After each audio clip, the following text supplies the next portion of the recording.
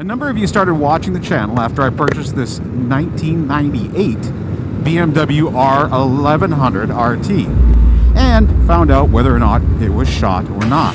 Needless to say, it was far from shot, and after putting a brand new clutch into this bike about a year ago, I didn't ride it much.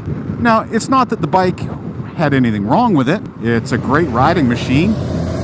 Suspension, brakes, performance, maybe not performance. In my stable, I have a number of other bikes that produce more power and are a little more exciting to ride. So that's got me wondering, I mean, is there a way to make this bike a little more exciting to ride? So I've lined up some inexpensive, but what I think will be effective performance modifications. To figure out whether or not they work, the first step is to have the bike dyno.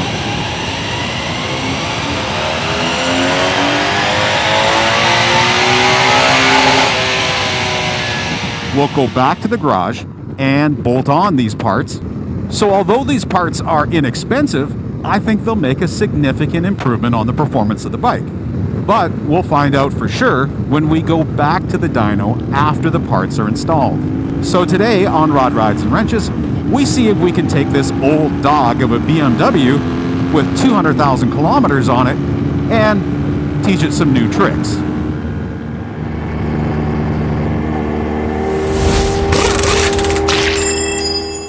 As I mentioned, the first thing we needed to do was find out just how much power my BMW makes. To do this, we need a dyno, and as much as I want one in my own garage, I have neither the room or the funds at this time, and would rather let a professional rev the crap out of this old high-mileage bike. So I met up with Mike at Ma's Cycle, and he put this beamer to the test. How many kilometers on this thing?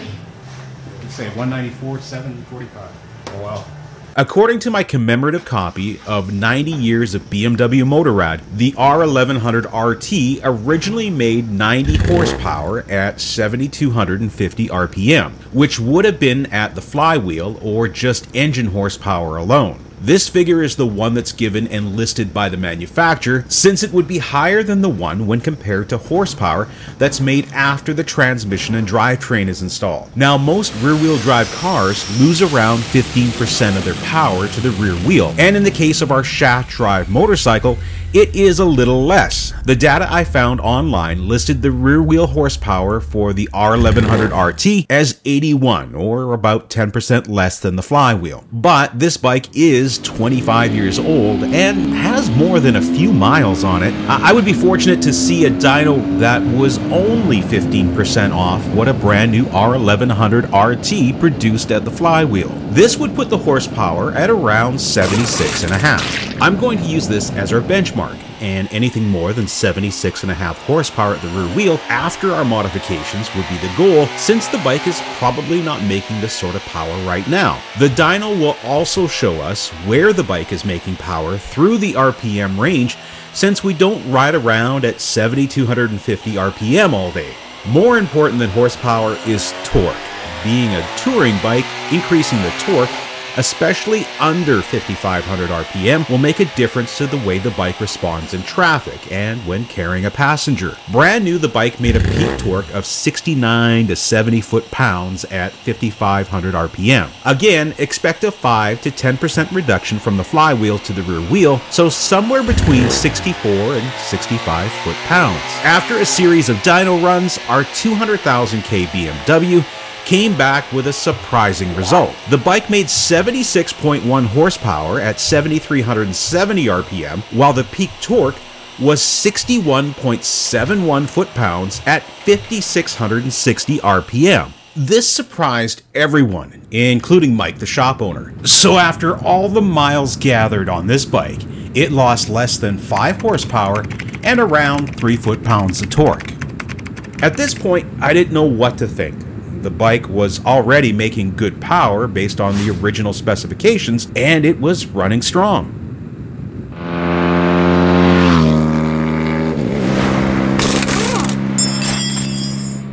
So now that the first dyno test is done, and that's out of the way, did I not say this bike was going to make 76 horsepower? Somewhere close to that, I'm sure. Anyways, we're headed home. We're going to put the bike back up on the lift, take it apart and start swapping some performance parts in, and then next week we'll head back to the dyno, see if we've made a meaningful difference or not. Back in my garage, the BMW came apart. Certainly the most detailed of the modifications I was going to make was to the engine control unit by means of a performance fuel chip replacement. This means the ECU, which is under the fuel tank, had to be removed from the bike and disassembled. The chip I'm using was purchased for less than $100 US from a company called INmotion Tuning. I put a link in the description below if you're interested in checking it out. To start with, the chip is specifically tuned to your fuel injection system, and you have to supply INmotion with your original Bosch ECU part number so that they can program the new chip to match your system. If you're ordering one, be sure to have this information, which is these numbers right here on the side case of the ECU.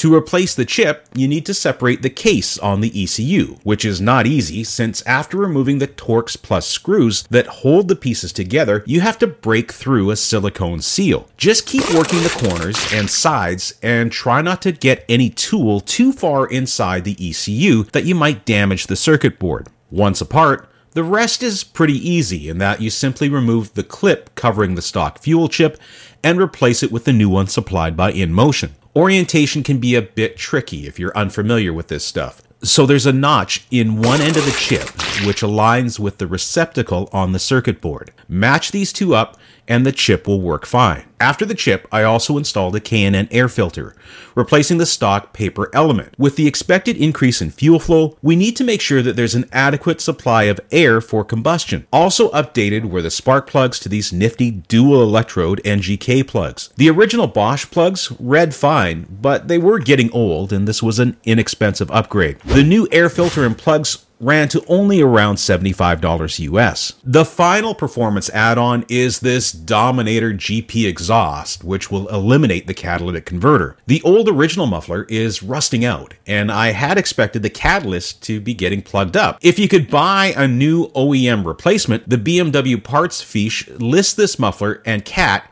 at over $1,400 US. Replacing the old exhaust with an expensive OEM at this stage in the bike's life would be pointless anyways, and the weight savings going to the Dominator GP is somewhere around 15 pounds. So this could help the handling of the bike. I also like the little bit of growl. Before swapping out, I took 2 decibel readings from the stock exhaust, one at idle and one at 4,000 RPM. The 4,000 RPM mark is roughly where the bike cruises in 5th gear at 120 km/h, which is the fastest legal speed designation we have in Canada. The stock exhaust produces 81 decibels at idle and roughly 96 decibels at 4,000 RPM.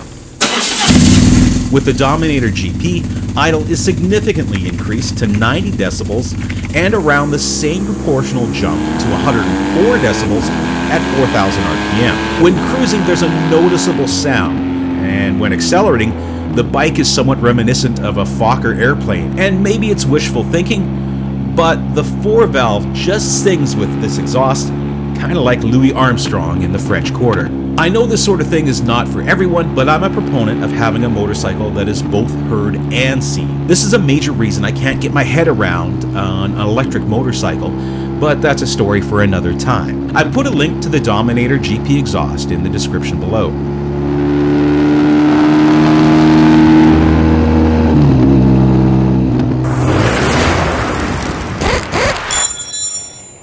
If you're enjoying this video, please give it a thumbs up and share it on your Facebook page, with your favorite forum or Reddit subgroup. If you haven't already hit that subscription button, please do me a favor and get that done because it's free and you'll be notified of my next video in your subscription tab. All this helps me out and makes a difference on YouTube's recommendation algorithm. So thanks for clicking and watching.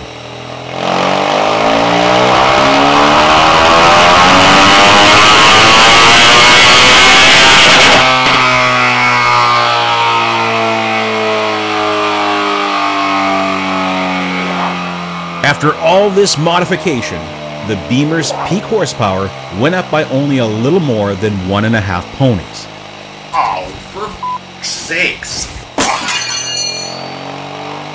But the peak horsepower was only one component of the mods and not really the most important one. The throttle response is noticeably better after the modification. The bike is more responsive and pulls harder. This is confirmed by these sharp upsprings off the bottom in both horsepower and torque when compared to our best original run. So the bike is making more power on the bottom end. More importantly, the bike makes almost 8% more power and produces 5% more foot-pounds of torque from about 2,700 RPM to just under 4,150 RPM, which on this bike is where you spend the majority of your time riding. This means tasks like roll-on passing, lane merging, and carrying a passenger are significantly improved. The improvements in power and torque are not only felt, but are clearly evident on the dyno from idle all the way to 7,000 RPM. So the question we set out to answer was, can you take an old bike and teach it a new trick?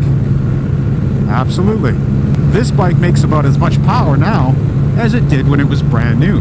Not too shabby for a bike that's 25 years old and has almost 200,000 kilometers on it. I'm pretty happy with the results.